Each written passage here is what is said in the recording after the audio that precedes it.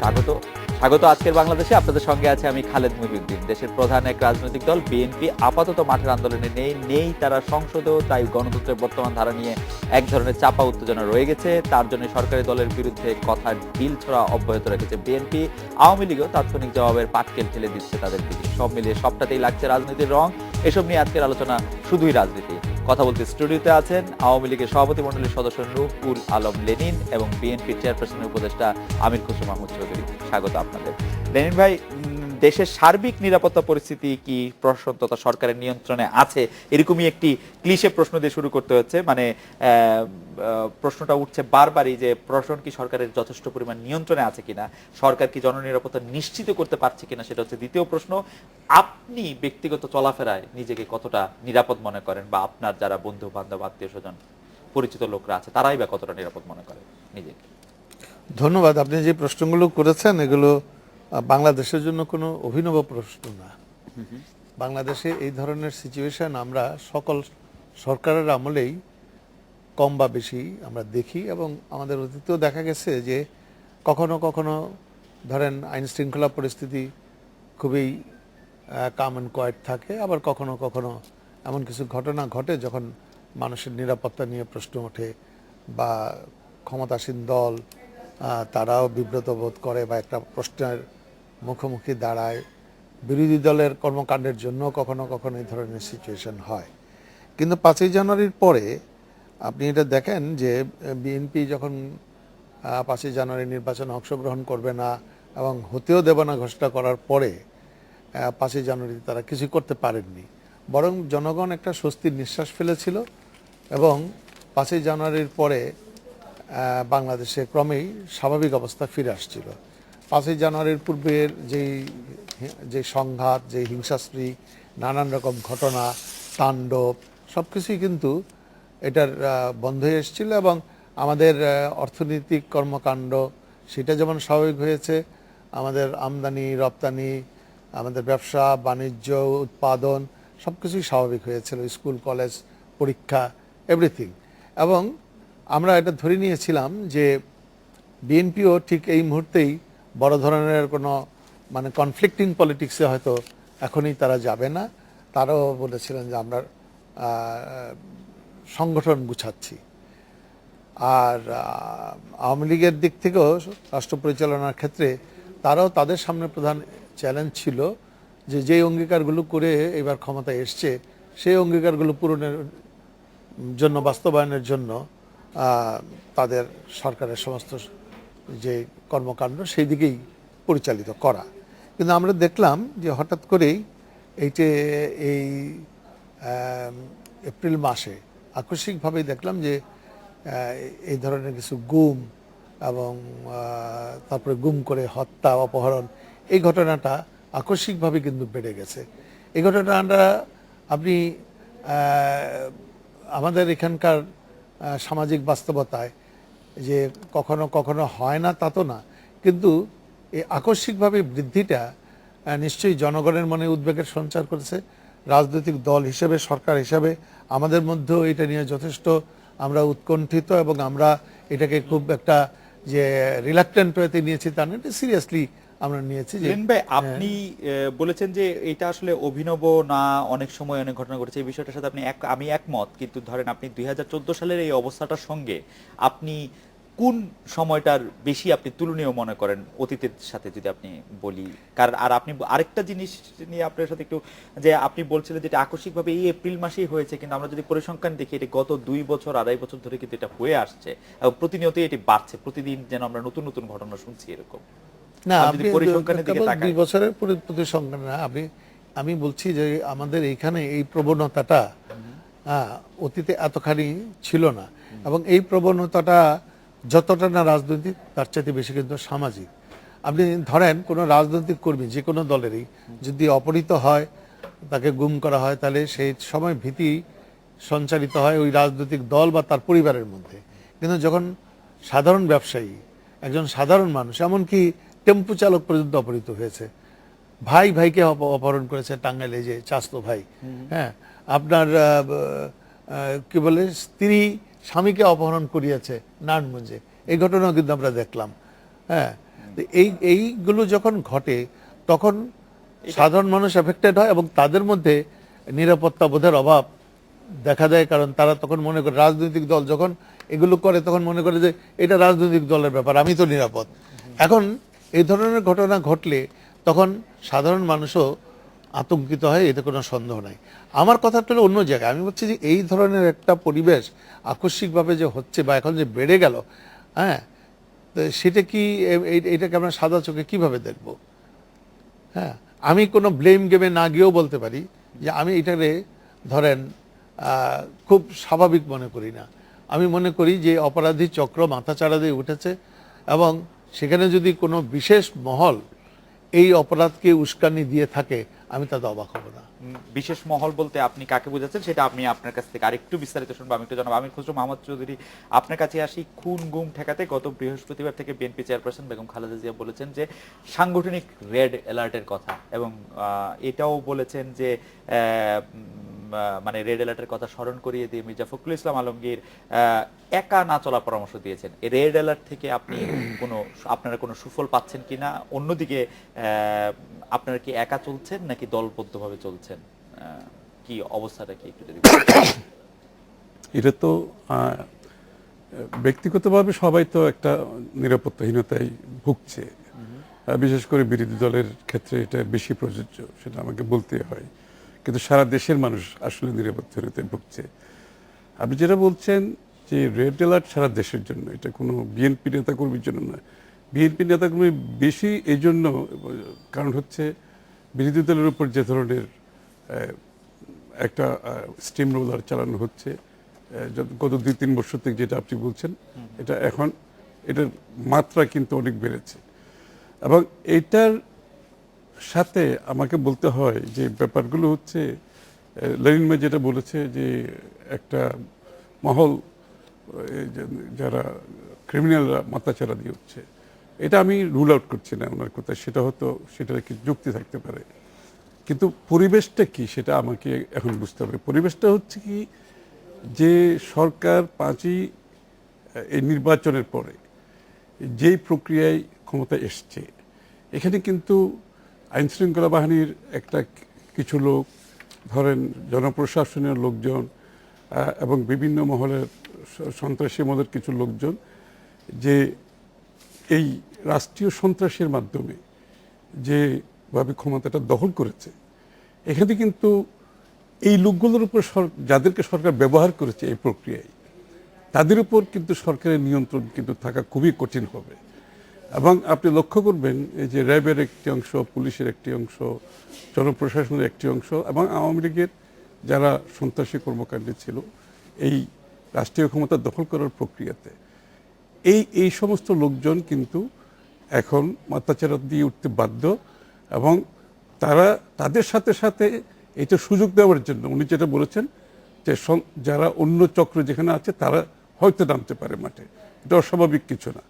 এই জন্য এই জিনিসটা কিন্তু বাড়তে থাকবে ক্রমান্বয়ে, এটা কমবে না। আমি কিন্তু গতকালও একটা আমার ইন্টারভিউতে বলেছি, এই জন্য কমবে কারণ সরকারের নৈতিক অবস্থান যে অবস্থায় গিয়ে দাঁড়িয়েছে, নৈতিক অবস্থান সেটা কিন্তু সরকারের পক্ষে একটি সুষ্ঠু নির্বাচন, গ্রহণযোগ্য নির্বাচন না দেওয়া পর্যন্ত এই ধারা কিন্তু অব্যাহত থাকবে এবং বাড়তে থাকবে। কারণ এই লোকগুলো, আমি যদি কারো বাসায় জোর করে দখল করি সন্ত্রাসীদের নিয়ে, ওই সন্ত্রাসীরা কিন্তু আমার নিয়ন্ত্রণে থাকবে না, ওরা কিন্তু আরো সন্ত্রাসী কর্মকাণ্ড করবে।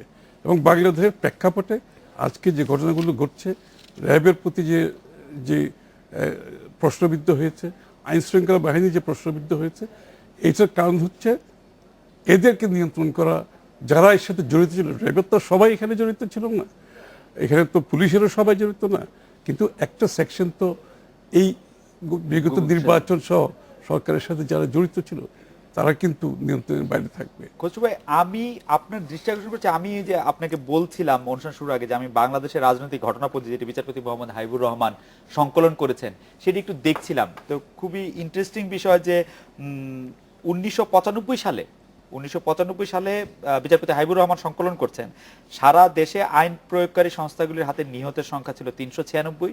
এর মধ্যে র্যাবের হেফাজতে মারা গেছেন 111 জন, পুলিশ হেফাজতে 258 জন, চিতা ও কোবরার হাতে 4 জন, অন্যান্য বাহিনীর হাতে 24 জন। 396 জনের মধ্যে 340 জন মারা গেছেন হচ্ছে এই ক্রস ফায়ারে। সেটা হলো 2005 সালের একটা হিসাব। আপনি 2006 সালের দিকে যদি আপনি দৃষ্টি আকর্ষণ করতে, 26 মে 48 ঘন্টার মধ্যে ক্রস ফায়ারে মারা গেছে 6 জন। আমি যদি আবার সেপ্টেম্বরে আসি, 19 সেপ্টেম্বর ক্রস ফায়ারের এনকাউন্টারে দেশে 21 ঘন্টার মধ্যে 6 জন মারা গেছে। আমি তালিকা দীর্ঘ হতে পারে, একটি মানে বিস্তারিত সংকলন। তো এরকম ঘটনা কিন্তু ঘটেই আসছে। তখন হয়তো টেলিভিশন কম ছিল, এগুলির ফোকাস কম হয়েছে, কিন্তু মানে হয়েই আসছে আর কি। এর কারণ আপনি কি বলে মনে করেন যে এইগুলি করতেই হবে? না না, এটা করার পক্ষে তো কেউ, আমি যে এটা কোন রেজিমে হয়েছে, কত হয়েছে, এটা কোনো জাস্টিফাই করার এখানে কিছু নাই। না, আমি জাস্টিফাই করতে চাচ্ছি না, আমি কারণটা বুঝতে চাচ্ছি। না, কারণটা হচ্ছে তখন আপনি লক্ষ্য করবেন কিন্তু এখানে এই যে কোনো ধরনের এক্সট্রা জুডিশিয়াল কিলিং আমি ব্যক্তিগতভাবে বিপক্ষে। এবং আপনি যদি এগুলোর স্ট্যাটিস্টিক্সের মধ্যে আরেকটু ডিপে যান, এগুলোতে কিন্তু ক্রিমিনালদের সংখ্যা তখন, এগুলো কিন্তু স্ট্যাটিস্টিক্সটা এটাও আছে, কিন্তু এগুলো কিন্তু ম্যাক্সিমাম যারা ক্রিমিনাল তাদেরকে মারা হয়েছে, যদি বা আমি এটার পক্ষে না, ইভেন ক্রিমিনালদেরও বিচারের সুযোগ আপনাকে দিতে হবে। কিন্তু এখন যে প্রেক্ষাপটটা দাঁড়িয়েছে, এটা যদি আপনি দেখেন, এখানে কিন্তু বিরোধী দলের নেতাদের সংখ্যা একটা বড় অঙ্কের সংখ্যা হয়ে দাঁড়িয়েছে। আজকেও যুব দলের একজনকে অপহরণ করা হয়েছে। এবং এখানে ডিফারেন্সটা হচ্ছে এখানে যে বিরোধী দলের কে উৎখাত করার জন্য, বিরোধী দলকে ধ্বংস করে দেওয়ার জন্য যে যাদেরকে ব্যবহার করা হয়েছে, এই লোকগুলাকে, এরা কিন্তু এখন অত্যন্ত সক্রিয় হয়েছে। এবং বিশেষ করে বিগত নির্বাচনের পর থেকে এই লোকগুলো এখন সুবিধা আদায় করার জন্য নেমে গেছে। বিকজ যারা খসরুভাইয়ের কথার রেশ ধরে আমি বলি, 10ম সংসদে আওয়ামী লীগ সরকার গঠনের লেনিন ভাই ভোটারের চেয়ে বেসামরিক, আধা সামরিক নিরাপত্তা বাহিনীর সহায়তায় বেশি কাজে লেগেছে বলে কেউ কেউ বলেন। সেই ক্ষেত্রে এসব বাহিনীর উপর সরকারি দলের প্রভাবকে আগের মেয়াদের চেয়ে শিথিল কিনা? আমরা যদি স্পেসিফিক উদাহরণ দেই, যে গত মেয়াদে বিএনপি জামায়াত জোটের আন্দোলন দমন, 5 জানুয়ারি নির্বাচন আয়োজন, 10ম সংসদে সরকার গঠনে বেসামরিক, আধা সামরিক বা নিরাপত্তা বাহিনীর একটা বড় ভূমিকা ছিল আইন শৃঙ্খলা বাহিনী রক্ষা করার জন্য। সেক্ষেত্রে কি এই মেয়াদে ইয়াটা শিথিল হয়ে আসছে কিনা? আমি তা মনে করি না। আমি মনে করি না এই জন্য যে যেটা ঘটেছে, এটা খসরুভাইও বলেছেন যে র্যাবের তো সবাই করেনি, হ্যাঁ, কোনো বিচ্ছিন্ন ঘটনা। এবং এইটাও আমাদের দেশের মানে অতীতেও দেখা গেছে, এটাও একটা ফেনোমেনা আছে যে সবসময় যে পুলিশ বা র্যাব বা আইনশৃঙ্খলা বাহিনীর মধ্যে নিয়ন্ত্রণের মধ্যে থাকে এরকম তো না। এই ধরনের ঘটনা অতীতেও হয়েছে। কিন্তু যেটা নাকি খসরুভাই যেটা বললেন যে বিরোধী দলকে তীব্র দমন নীতির মধ্যে ফেলে দেওয়ার জন্য এই সকল ঘটনাগুলো ঘটছে, আমি জিনিসটা ঠিক এইভাবে দেখি না। কারণ এখনো পর্যন্ত যতগুলো যারা সাধারণ মানুষ, এই ব্যবসায়ী যেগুলো হয়েছে, সেটা কিন্তু বিরোধী দলের না। নারায়ণগঞ্জে 7 জনের যে খুনের ঘটনা, কিন্তু আমরা কিন্তু ইলিয়াস আলী, চৌধুরী আলম, এরকম অনেকগুলি নাম কিন্তু আসলে বলতে পারি। কয়েক বছর আমি এই পার্টিকুলার এই সময় বলছি, আমি এইটা এখনকারটা বলছি। আর আপনি যদি ওইটা বলেন তাহলে আমি আবার বলতে হয় এগুলো। এই ধরেন এই টকশোতে না আসার আমার একটা নিরুৎসাহিত হওয়ার ব্যাপার যে পাল্টাপাল্টি করতে হবে। কারণ আপনি যখন বললেন যে বিরোধী দল, তা আমি বললাম যে ঠিক আছে, 2001 সালের পরে থেকে কি পরিস্থিতি ছিল, হ্যাঁ, কি পরিস্থিতি ছিল। এখন তো একটা ঘটনা আমরা বলেছি যে এই ঘটনা যেই ঘটাক না কেন, তার রাজনৈতিক পরিচয় যাই হোক না কেন, হ্যাঁ, তাকে খুঁজে বের করতে হবে, তদন্ত করতে হবে এবং শাস্তি পেতে হবে। এ ব্যাপারে জিরো টলারেন্স। কিন্তু 2001-এর পরে 2002-এ কি হয়েছে? সাম্প্রদায়িক সন্ত্রাস ও মুক্তমুখ, এগুলো না হয় এথনিক ক্লিনজিং বাদ দিয়ে দিলাম। সরকার তো তখনকার সরকারও তো বাধ্য হয়েছিল আপনার যে ক্লিন হার্ট অভিযান করতে। কিন্তু সেটা তো কোনো স্পেসিফিক রাজনৈতিক দলের বিরুদ্ধে না, রাজনৈতিক দলের নেতারও তখন খুন হয়েছিল এবং অভিযুক্ত রক্ষিত, এবং 58 জন মানুষ খুন হলো। এবং আপনি এটা উনিও স্বীকার করবেন, ওনার সাথে আমি একমত যে কোনো বিচার বহির্ভূত হত্যাকাণ্ডের ব্যাপারে আমরা একমত হব না। কিন্তু ওই হত্যাকাণ্ডগুলো ঘটেছিল বিচার বহির্ভূতভাবে। ওই হত্যাকাণ্ড যখন ঘটে, তারপরে তাদেরকে আপনি ইনডেমনিটি দিয়েছিলেন, হ্যাঁ। আমরা তো কাউকে ইনডেমনিটি দিতে যাচ্ছি না। না লেন ভাই, দিতে যাচ্ছেন না, কিন্তু আপনাদের এটা ওয়াদা ছিল যে একটি বিচার বহির্ভূত হত্যাকাণ্ড এই সরকার ক্ষমতা আসলে হবে না। এবং সেটি ছিল হচ্ছে একদম জনসমক্ষে দেওয়া না, না, ওয়াদা, ঠিক আছে, পার্লামেন্টে আমি বলা। আমি- আমি তো কোনোটাই অস্বীকার করছি না যে রাজনৈতিক দলগুলো যে প্রতিশ্রুতি দিয়ে আসুক না কেন, জি। হয়তো সর্বাংশে সবটা পারে না, কিন্তু একটা হলো মোটিভেটেড ওয়েতে, উদ্দেশ্য প্রণোদিত ভাবে একটা কাজ করা, আর একটা হলো যে কখনো কখনো ঘটনার শিকারে পরিণত হওয়া। হ্যাঁ, আমি এই জন্য বললাম যে ওইটাকে আপনি দেখলে ইনডেমনিটি দেওয়া হলো 58 জন। হ্যাঁ, তার পরিবারগুলোর কথা ভাবেন আপনি, তারপরে 2004 সালে কথা ভাবুন, স্বয়ং তখনকার বিরোধী দলের নেত্রী, হ্যাঁ, আওয়ামী লীগের সমাবেশে, শান্তির সমাবেশে গ্রেনেড হামলা, 22 জন নিহত হয়ে গেল। হ্যাঁ, এটা দায় কে নেবে? আমরা আইন শৃঙ্খলা যদি বলেন, কিবরিয়া হত্যা কে দায় নেবে? আসুন্নাল্লাহ মাস্টার হত্যা, এখনো পর্যন্ত এখানে যেগুলো বললেন, এই ঘটনা তো অতীতে এর চাইতে বিভৎস রকমভাবে ঘটেছে। পার্লামেন্ট মেম্বার এবং আপনার স্বয়ং সাবেক প্রধানমন্ত্রী, আমার এই তা মুহূর্তে সেও আমার এই মানে মুহূর্তে আক্রমণের শিকারে চিটাগাং পরিণত হয়েছে। বিশ্ববিদ্যালয়ের একজন শিক্ষক এবং রাজশাহী বিশ্ববিদ্যালয়ের একজন শিক্ষকের খুব নৃশংসভাবে মারা যাওয়ার কথা মনে Yes, হচ্ছে যে আমি বলছি তার না, ডক্টর ইউনূসের কথা আমার সাথে পরিচিত ছিল। তো এইটা আসলে অতীতে এই পাল্টাপাল্টি তুলনা করলে রেন ভাই ঠিকই বলেছেন যে আমরা কেন জানি সেই পাল্টাপাল্টি তুলনার মধ্যেই শুধু চলে যাই। আমরা একটা বিরতি নিচ্ছি, বিরতির পর ফিরে এসে খসরু ভাই আপনাকে জানতে চাইবো, দেশি বিদেশে বিভিন্ন মহল থেকে নানাভাবে র্যাব বন্ধের দাবি উঠছে। আপনি এই দাবি সমর্থন করেন কিনা? র্যাব প্রতিষ্ঠার সিদ্ধান্ত ঠিক ছিল কিনা? এই সম্পর্কে আপনার একটু মূল্যায়ন মতামত শুনবো। আমরা একটা বিরতি নিয়ে ফিরে আসছি আপনার কাছে।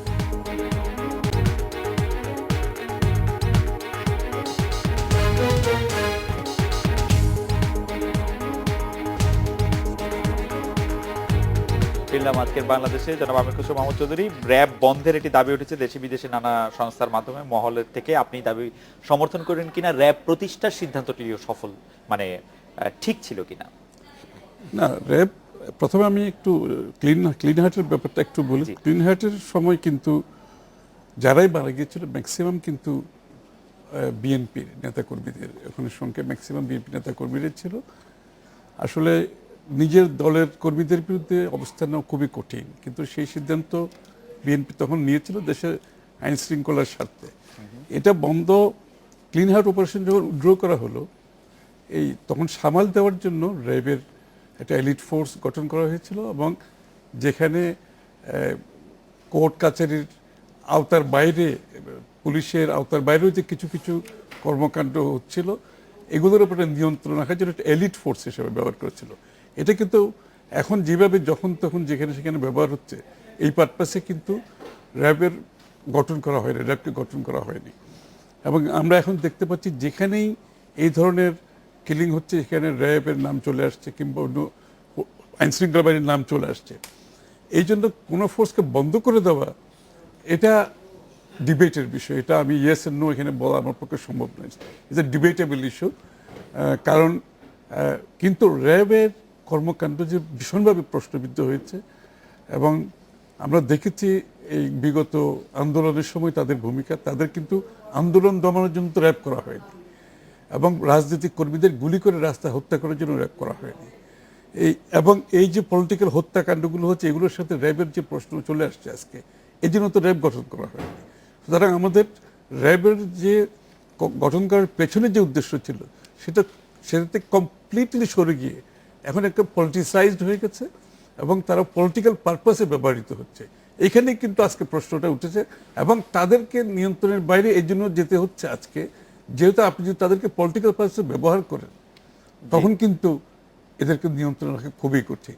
জনাব আমির খসরু মাহমুদ চৌধুরী, আপনার দৃষ্টি আকর্ষণ করছি যে খুবই ইন্টারেস্টিং একটি ব্যাপার। ফেব্রুয়ারি 5, 2003 federation of Bangladesh chamber of commerce and industries এবং বাংলাদেশ ব্রিটিশ চেম্বার অফ কমার্সের যৌথ উদ্যোগে এক আয়োজনে ব্রিটিশ পার্লামেন্টের সর্বদলীয় বাংলাদেশ বিষয়ক গ্রুপের চেয়ারম্যান কেরি পোলার্ড বললেন, যে দেশে জেলখানায় রহস্যময় কারণে মানুষ মারা যায় সেখানে কেউ বিনিয়োগ করবে না। আপনি সেই অনুষ্ঠানের প্রধান অতিথি, সাবেক বাণিজ্য মন্ত্রী সে সময় আপনি বলছেন কোন কোন সময় সাধারণ মানুষের নিরাপত্তার জন্য এক ধরনের কার্যকর সিদ্ধান্ত গ্রহণ করতে হয়। আপনার নিশ্চয়ই এত ছোট ঘটনা মনে থাকার কথা না, কিন্তু এটা পত্রিকায় রিপোর্ট হয়েছে এবং বিচারপতি হাবিবুর রহমান সংকলনও করেছেন। নিশ্চয়ই এরকম কোনো কিছু মনে ছিল যখন র্যাব প্রতিষ্ঠা হয় বা যখন অপারেশন ক্লিন হার্ট চলে? আমি তো সেটা বলেছি যে ক্লিন হার্ট অপারেশনের পরে যে ভ্যাকুয়ামটা হয়েছে, কারণ দেশে 96 এর পরবর্তী সময়ে আমরা যখন যেটা আমরা পেয়েছি, তখন আইন শৃঙ্খলা ছাড়া যে আসলে আপনি দেশে যদি আইন শৃঙ্খলা নিয়ন্ত্রণে না থাকে এখানে বিনিয়োগ হবে না কোনোদিন, এবং বর্তমানে বাংলাদেশে বিনিয়োগ হচ্ছে না, এটা আমরা সবাই জানি। কারণ আইন শৃঙ্খলা এমন পর্যায়ে চলে গেছে, এটাকে যদি আপনি নিয়ন্ত্রণে আনতে না পারেন এখানে বিনিয়োগ হবে, বিনিয়োগ না হলে কর্মসংস্থান হবে না, প্রবৃদ্ধি হবে না। দেশের যে আমরা মধ্য আয়ের কথা বারবার বলছি এটা কোনোদিনই সম্ভব হবে না, এটা বক্তব্যের মধ্যে থেকে যাবে। এই জন্য আইন শৃঙ্খলা রক্ষা করতে গিয়ে আপনাকে কঠিন পদক্ষেপ নিতে হবে। এটার অর্থ এই নয় যে এক্সট্রা জুডিশিয়াল কিলিং আপনাকে করতে হবে, এটার অর্থ এই নয় যে আপনাকে পুলিশের কাস্টডিতে লোক মেরে ফেলতে হবে, এবং এটার অর্থ নয় যে জেলখানার কাউকে মেরে ফেলতে হবে। সুতরাং আজকে যেটা যেখানে দাঁড়িয়েছে সেটা কিন্তু র্যাব আইন শৃঙ্খলা বাহিনীর প্রতি মানুষের ইঙ্গিতটা কিন্তু অন্য পর্যায়ে চলে গেছে। They have become so politicise, এবং তাদেরকে এত বেশি পলিটিক্যালি ব্যবহার করা হয়েছে যে এখন তাদের কিন্তু এই তাদের নিয়ন্ত্রণের বাইরে চলে, এবং তাদের কাজের ডিরেকশনটা অন্যদিকে চলে যাচ্ছে। এখানে কিন্তু ভীতিকর অবস্থা, এখানে নিরাপত্তাহীনতার প্রশ্ন আসছে। লেনিন ভাই, একটু আপনার কাছে আসি যে এই সময়ের যেগুলি ঘটনা আলোচিত, আমি যদি 2 বছর 1 বছর আগে থেকে ধরি, ইলিয়াসের নিখোঁজ হওয়া, সাগররুনি হত্যা, সাম্প্রতিক এবি সিদ্দিক সাহেবের অপহরণ, তার ফিরে আসা, নারায়ণগঞ্জের 7 জনের মৃতদেহ শীতলক্ষা নদীতে ভেসে ওঠা, এই ঘটনাগুলি কিন্তু আসলে আমাদের কাছে রহস্য হয়ে থাকছে যে কি হচ্ছে। এসব রহস্য উদ্ঘাটনে কি সরকারের সদিচ্ছার অভাব রয়েছে না সক্ষমতার অভাব? আপনি কোনটি মনে করেন? আমি প্রথমত বলবো যে এগুলো সদিচ্ছার কোনো অভাব থাকার কারণই নেই। কারণ সরকার কি ডিসক্রেডিটেড হওয়ার জন্য ইলেক্টেড হয়েছে? সরকার কি মানে নিজেরাই এগুলো সৃষ্টি করে তারপরে নিজের ফাঁদে পা দিবে? সরকার এরকম তো আত্মঘাতী না। সরকার যেটা বললেন উনি, যে একটা ল অ্যান্ড অর্ডার যদি ঠিক থাকে তাহলে বিনিয়োগের পরিবেশ হয়, এবং বিনিয়োগ বাড়লে কর্মসংস্থান বাড়ে। আমরা মধ্য আয়ের দেশে যেতে চাইলে পরে আমাদের যে প্রিকন্ডিশনসগুলো সমাজে থাকা উচিত সেটা আমরা তৈরি করতে চাই। সুতরাং সরকারের দিক থেকে এইটা কখনোই সদিচ্ছার ব্যাপার, অভাবের প্রশ্ন না। প্রশ্ন হচ্ছে এইটে যে সরকার কি সবকিছু নিয়ন্ত্রণ করতে পারছে কি না। আমরা দেখতে পাচ্ছি যে হ্যাঁ, সরকারের হাতে সবসময়ই, নট অলওয়েজ যে সবকিছু নিয়ন্ত্রণের মধ্যে থাকে। কখনো কখনো দেখা যায় যে খুব চমৎকারভাবে নিয়ন্ত্রণ করছে, আবার কখনো কখনো দেখা যায় যে সরকারের নিয়ন্ত্রণের বাইরেও ঘটনা ঘটে যায়। এবং এই যে ঘটনা ঘটে যায় সেখানে আমি আপনাকে বলবো বরং এটার একটা অন্য ডাইমেনশন থেকে জিনিসটা দেখা উচিত। যদি প্রথম বলেন যে আমাদের দেশে এই আইন শৃঙ্খলা বাহিনীগুলোকে রাজনৈতিকভাবে ব্যবহার করার ফলে এটা সৃষ্টি হয়েছে, তা আমি বললাম যে এটা শুরু হয়েছে 75-এ বঙ্গবন্ধু হত্যাকাণ্ডের ভিতর দিয়া।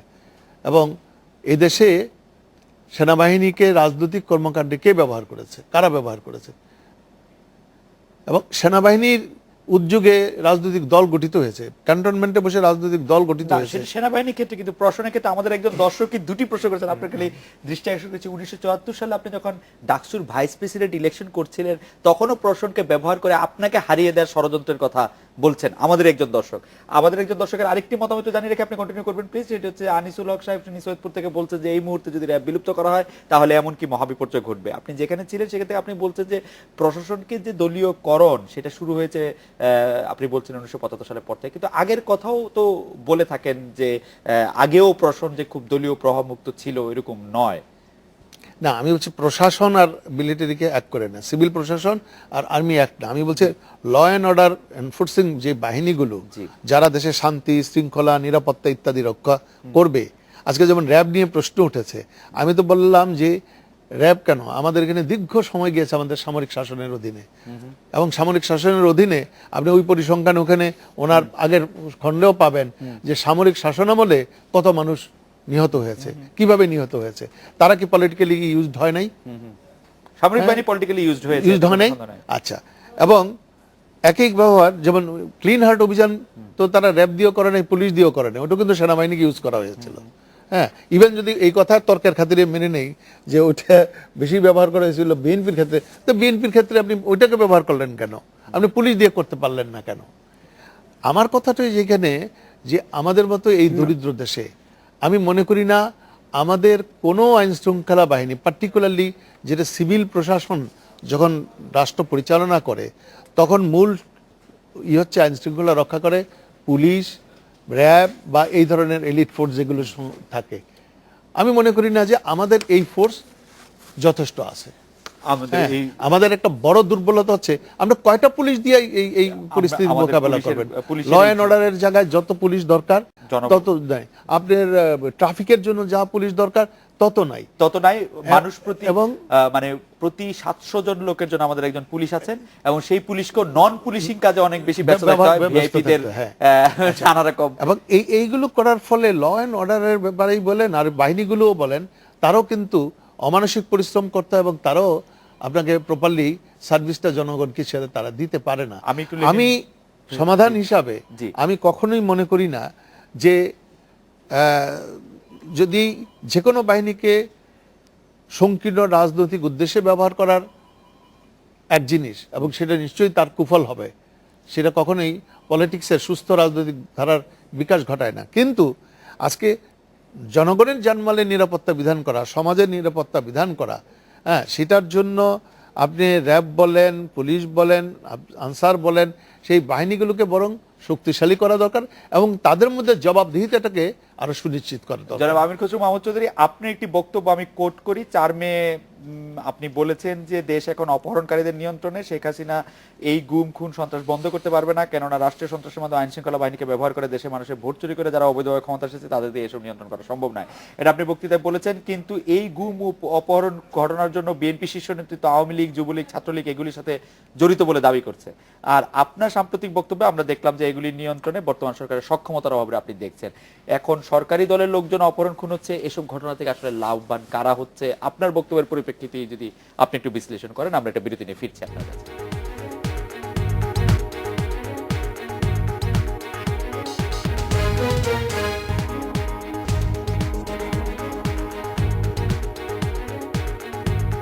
ফিরে এলাম আজকের বাংলাদেশে। জনাব আমির খসরু মাহমুদ চৌধুরী, ছাত্রলীগ, যুবলীগ, আওয়ামী লীগ জড়িত বলে বিএনপি শীর্ষ নেতৃত্ব থেকে যে গুম খুন অপহরণ ঘটনার সাথে দায়ী করা হচ্ছে, তার সাথে আপনার বক্তব্যের একটু ভিন্ন মত দেখা যাচ্ছে। আপনি বলছেন যে এটা সরকারি সক্ষমতার অভাব, নাকি দুটো না, একই দুটোই। মুদ্রার? এখানে তো কিন্তু দুটোই বলা হয়েছে। এটা একদিকে যেরকম সরকারি দলের যে সন্ত্রাসীদের কথা বলেছে, অন্যদিকে আইন শৃঙ্খলা বাহিনীর একটা সেকশন, যেটা আমি আগেও বলেছি, যারা ইতিমধ্যে পলিটিসাইজড হয়ে গেছে তাদের কথা বলা হয়েছে। এবং বেগম খালেদা জি এটাও বলেছেন যে এদেরকে আইনের আওতায় আনা হবে। এরা যদি মনে করে এই ধরনের কাজ করে তারা পাপ পেয়ে যাবে, এটা সম্ভব হবে না। ভবিষ্যতে তাদেরকে আইনের আওতায় আনা হবে। এখানে উদ্দেশ্যটা এখানে একটা বড় ব্যাপার। যে দেখুন, এই ঘটনা হওয়ার পরে যে আমরা দেখি 3 দিন পরে একটা বাসায় রেইড হচ্ছে, যে মেইন আসামি আবার সে স্লিপ করে চলে গেছে। আবার তথাকথিত স্বরাষ্ট্রমন্ত্রী বলছে সে পুলিশের থেকে স্লিপ করে গেছে, সে 3 দিন পরে বাসায় রেইড হয়েছে। এটা আরো ইন্টারেস্টিং হচ্ছে, তারপরে বলা হচ্ছে কি যে বিএনপি জড়িত। এখন আমার এটা একটা হাস্যকর ব্যাপার যে বিএনপি জড়িত যারা বলছে তারা কি নিজেরা এটা বিশ্বাস করে, নাকি যাদের উদ্দেশ্য বলছে তারা এটা বিশ্বাস করে? কারণ এটার মাধ্যমে যেটা হচ্ছে, তাহলে তার তদন্ত কমিটিরও দরকার নেই। যদি বিএনপি করে থাকে তাইলে তো এটার আর তদন্ত কমিটিরও দরকার নেই, এটার বিচারের, এটা সরাসরি তো ব্যবস্থা নিতে পারে। কারণ এখানে আরো প্রবলেম হচ্ছে, হাইকোর্ট থেকে যে র্যাবের যেহেতু প্রশ্নবিদ্ধ হয়ে গেছে র্যাব, এখানে হাইকোর্ট থেকে তদন্ত কমিটিটা র্যাবকে বাদ দিয়ে করার কথা বলার পরে তথাকথিত স্বরাষ্ট্রমন্ত্রী উনি কি বলছেন? উনি বলছেন যে এটা তো আইন শৃঙ্খলা বাহিনীদের তাদের এক্সপার্টিস আছে, তারাই করতে পারে।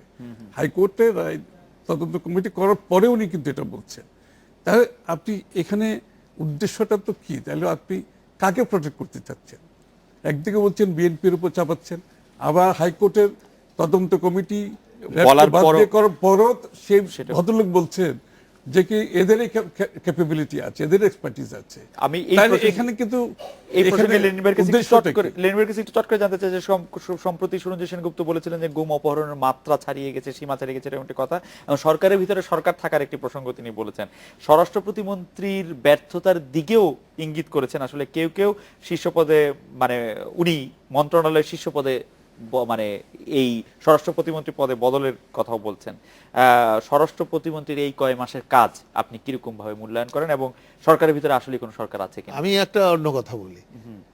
আমাদের সুরঞ্জিত দা সাবেক মন্ত্রীও ছিলেন, কেমন প্রেসিডিয়ামের মেম্বার ছিলেন, এখনো আওয়ামী লীগের উপদেষ্টা পরিষদের সদস্য, নমিনেশন পার্লামেন্টারি বোর্ডেরও তিনি মেম্বার। তিনি যেইগুলি উপলব্ধি করেন সেই কথাগুলো, হ্যাঁ, পাবলিকলি অনেক কথা বলা যায়, ট্রান্সপারেন্সি আছে, ডেমোক্রেসি, সেটা ঠিক আছে, কিন্তু কি করা উচিত সরকারের, তো উনি এগুলো কথা এখানে না বলে সরকারের প্রধানের কাছে গিয়ে বলেন না কেন? হ্যাঁ, আমাদের প্রবলেমটা হচ্ছে এই যে আমরাও ঠিক করতে পারি না যে আমার কোথায় কোন কথাটা বলতে হবে, হোয়াট টু ডু, মানে হোয়ার আই উইল স্টপ। কিন্তু এমনও তো হতে পারে যে প্রধানমন্ত্রীর কাছে ওনার কোনো অ্যাক্সেস নাই, কারণ উনি স্পষ্ট এখানে বলছে যে তাই একজন নেতৃত্বশালী ব্যক্তিত্ব মানে আইন সম্পর্কে ধারণা প্রধানমন্ত্রীর সাথে উনি পরশুদিনও পার্লামেন্টারি বোর্ডে মিটিং করেছেন। আমি তো বললাম যে উনি তো পার্লামেন্টারি বোর্ডের মেম্বার এখনো আছেন। কেমন এই সকল পপুলিস্ট কথা বলে কেমন নিজের মানে কোনো ভাবমূর্তি উদ্ধার করা যায় না, সরকারেরও কল্যাণ করা যায় না। আমি বলবো যে হ্যাঁ, একটা কথা তো ঠিকই যে হ্যাঁ এটা বেড়েছে, এই বাস্তবতা তো কেউ অস্বীকার করে নাই। আমি তো আপনাকে শুরুতে আমিও বলেছি যে আমরা এটা নিয়ে উৎকণ্ঠিত এবং আমরা এটা চাই যে এটার দ্রুত এটার অবসান ঘটুক এবং মানুষ এই ধরনের অবস্থার থেকে মুক্তি পাক। কিন্তু কাকে স্বরাষ্ট্রমন্ত্রীকে সরাইলেই এটার সমাধান হবে, কি অমুককে কি করা হলে হবে, এইগুলো হচ্ছে কতগুলো ইন্টারনাল দাবি। এটা উনি যদি বলতেন আমি কিছু বলতাম না। আমার দলের যদি কেউ বলেন বুঝে যে আওয়ামী লীগ খুব গণতান্ত্রিক দল, আওয়ামী লীগের পক্ষে অনেক বেশি ডেমোক্রেসি হয়ে গেছে, এবং এতটা ডেমোক্রেসি আপনি চান না লেন ভাই। আমি ডেমোক্রেসি চাই উইদিন ডিসিপ্লিন। আচ্ছা, ডেমোক্রেসি উইথ ডিসিপ্লিনটা কেমন জানি একটু শুনতে লাগে। যাই হোক, আমি একটু খসরু ভাইয়ের কাছে আসি যে খসরু ভাই, বেগম জিয়া 2 দিন আগে দাবি করেছেন যে জাতীয় পার্টির চেয়ারম্যান এরশাদই রাষ্ট্রপতি জিয়াউর রহমান মেজর জেনারেল আবুল মঞ্জুরকে হত্যা করেছেন। 1990 সালের পরে আপনারা 2 মেয়াদে ক্ষমতায় ছিলেন, তখন এই হত্যাকাণ্ডের কোন রকম কোনো বিচারের উদ্যোগ কেন গ্রহণ করা হয়নি বিএনপির পক্ষ থেকে? না, সেটা তো অনেক হত্যাকাণ্ডেরই বিচার কার্যক্রম হয়নি। আসলে বাংলাদেশের সেভাবে চিন্তা করতে গেলে আপনাকে স্বাধীনতার পর থেকে যে হত্যাকাণ্ডগুলো হয়েছে, যে লেনিন ভাই আর্মির ইনভলভমেন্টের কথা বলেছে, আমি যদি বলি স্বাধীনতার পরে যে মিলিশিয়া বাহিনীর যে মাধ্যমে যে ল অ্যান্ড অর্ডার করতে গিয়ে লক্ষ লক্ষ মানুষের প্রাণহানি হয়েছে, এগুলো তো রয়ে গেছে। এখন আপনি বিচার যদি শুরু করতে যান স্বাধীনতার পর থেকে আজ অবধি যদি বিচার করেন, তাহলে বাংলাদেশের আমার তো মনে হয় বিচার ছাড়া এখানে আর কিছু থাকবে না। কারণ এটা তো মানুষকে একটা সময় আসে যে ঠিক আছে না বিচার, তবে ইম্পিউনিটি ভালো না, কোনো সময় ইম্পিউনিটি এটা ভালো না, আপনাকে বিচারের আওতায় আনা উচিত আমি মনে করি।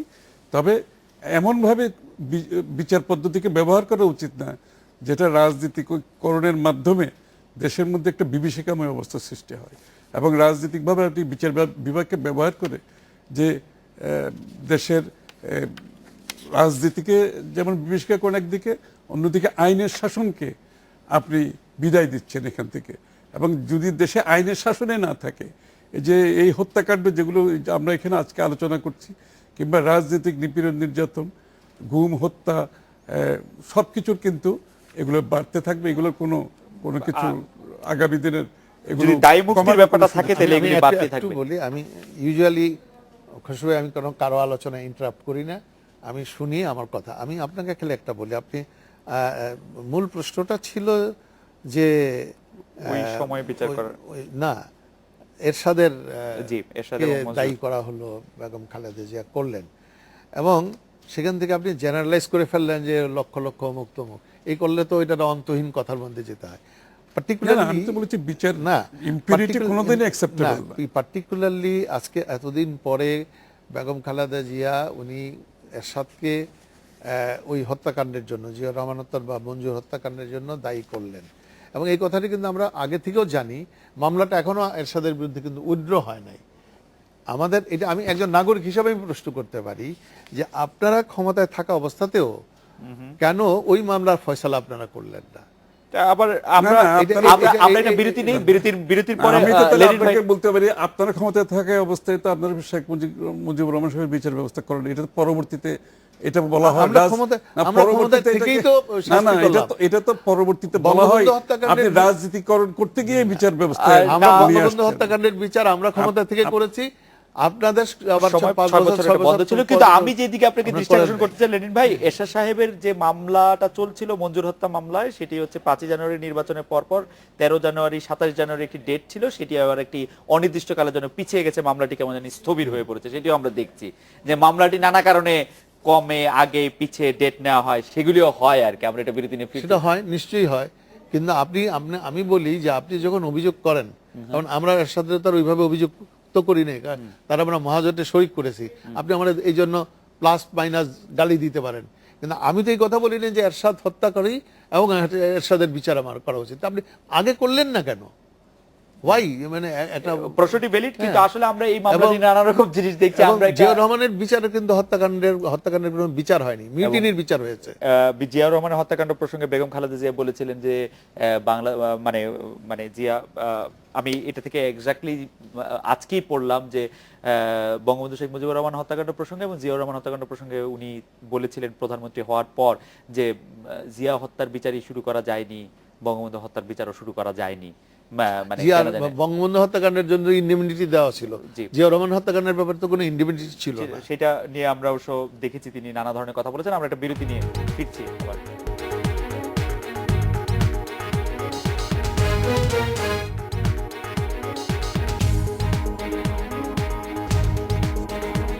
ফিরলাম আজকের বাংলাদেশে। জনাব আমির খসরু মাহমুদ চৌধুরী, আপনার কাছে আমরা একদম শেষ পর্যায়ে আমরা আপনার কাছে জানতে চাইবো যে আপনি এই মুহূর্তে যদি যে আশঙ্কা, যে ভয়, নিরাপত্তার অভাব বা রাজনীতিক এক ধরনের স্থবিরতার মধ্যে দিয়ে আমরা পার করছি, এই ক্ষেত্রে যদি আপনি প্রায়োরিটাইজ করেন তাহলে কোন বিষয়গুলিকে এগিয়ে রাখবেন বা এই মুহূর্তে করতে হবে বলে আপনি মনে করেন?